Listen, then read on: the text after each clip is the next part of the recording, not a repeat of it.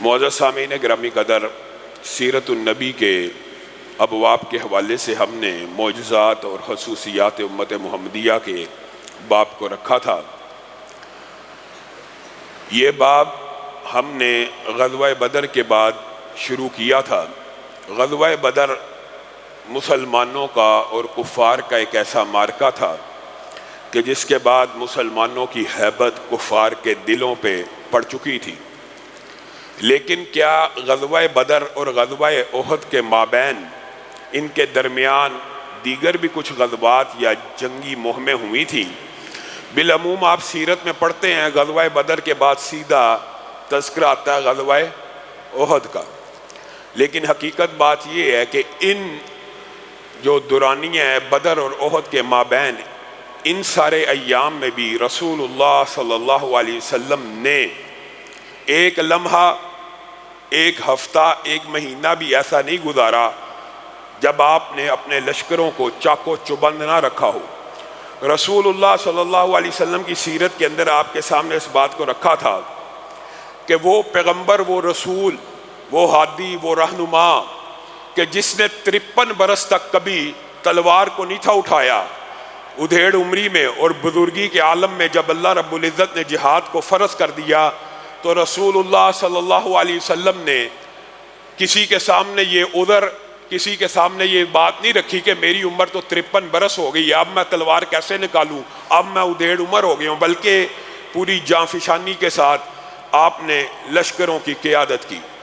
انشاءاللہ بدر سے لے کر احد کے مابین جو بڑے مشہور غزوات اور مارکے آئے اس حوالے سے آپ کے سامنے چند گزارشات کو رکھیں گے تاکہ وہ سلسلہ جو سیرت النبی کا 2 ہجری میں چھوڑا تھا وہ جڑ جائے۔ لیکن گزشتہ خطبے کے اندر ہم رسول اللہ صلی اللہ علیہ وسلم کی احادیث کی اہمیت کے حوالے سے چند گزارشات کو آپ کے سامنے رکھ رہے ہیں۔ ان میں سے چند ایک باتوں کو رکھ کر دوبارہ سیرت کے اس باب کی طرف بڑھیں گے۔ رسول اللہ صلی اللہ علیہ وسلم نے اپنے اصحاب کی جو ٹریننگ کی تھی وہ اس طرح کی تھی کہ رسول اللہ صلی اللہ علیہ وسلم کی حدیث آ جائے، قول آ جائے، فرمان آ جائے، عمل آ جائے،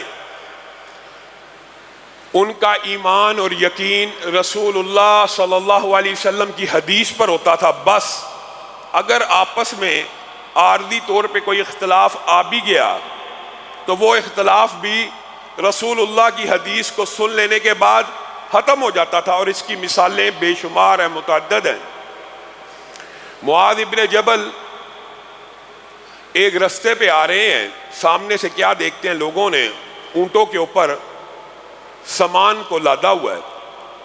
معاذ ابن جبل کہنے لگے بھائی سامان لاد کے کہاں جا رہے ہو؟ کہا عمر بن العاص ہیں، ہمارے گورنر ہیں، انہوں نے ہمیں حکم دیا ہے کہ وادیوں کی طرف چلے جاؤ، نہروں کی طرف چلے جاؤ، شہر میں طاعون پھیل گیا ہے، تو انہوں نے ہمیں یہ بات کی ہے کوئی نہر کے کنارے چلا جائے، کوئی جنگلوں میں نکل جائے، کوئی پہاڑوں میں پھیل جائے۔ معاذ ابن جبل نے کہا رکو میں ان سے بات کرنا چاہتا ہوں۔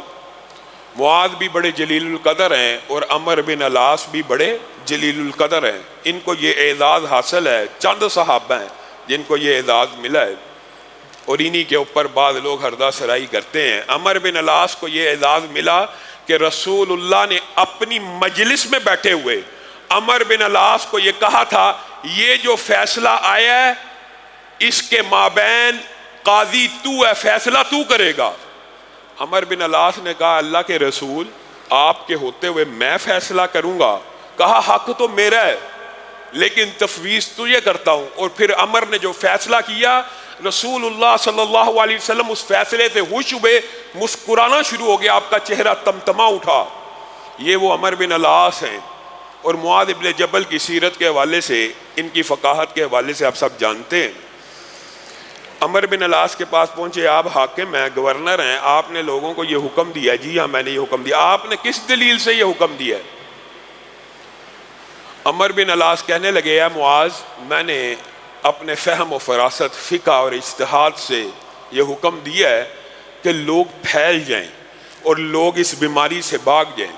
تو معاذ ابن جبل نے کہا تیری فقہ، تیری عقل دلیل نہیں ہے، آپ مجھے جو اس بات کے اوپر ٹوکتے ہیں، میں اس وقت امیر ہوں اس جگہ کا، ٹکرے کا، آپ مجھے کس دلیل سے روکتے ہیں؟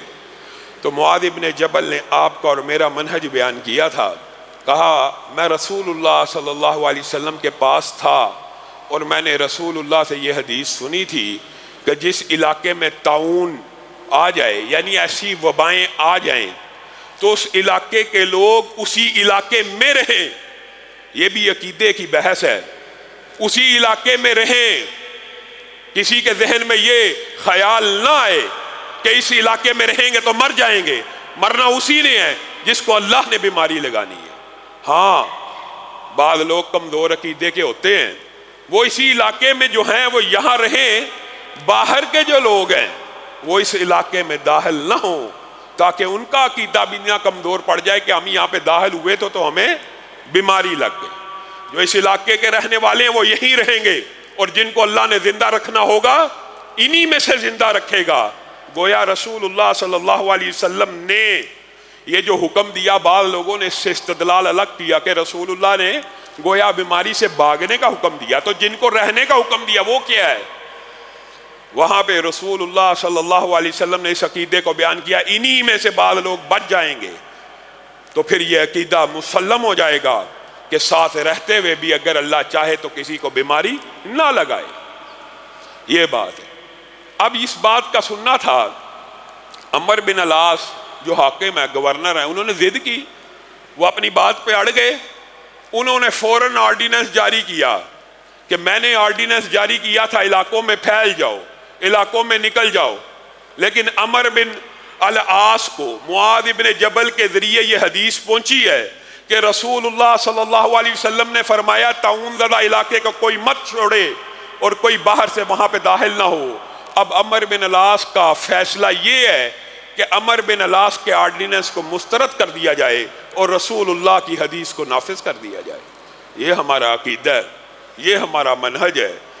اور صحابہ نے، یقین مانیے یہ جو صحابہ ہیں حقیقت میں یہ بلند رتبہ ان کو اگر ملا ہے تو اسی وجہ سے ملا ہے کہ یہ رسول اللہ صلی اللہ علیہ وسلم کے صحابہ ہیں. لیکن ان کو ایک یہ جو بلندی حاصل ہوئی ہے اس کی ایک بہت بڑی وجہ جو میں سمجھتا ہوں وہ یہ ہے کہ انہوں نے رسول اللہ کا فرمان سننے کے بعد اس کے اندر رائی برابر بھی شک اور شبے کا اظہار نہیں کیا.